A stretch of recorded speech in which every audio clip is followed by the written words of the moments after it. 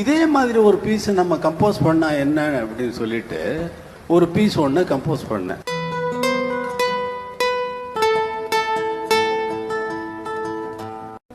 இதுதான் அந்த பீஸு.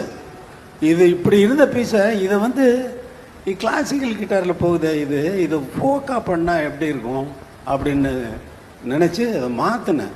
ஃபோக்காக எப்படி பண்ணலான்னு சிக்கு சக்கு சக்கு சக்கு சிக்கு சக்கு கிட்டாரில் ரிதம் கொடுக்குறேன்.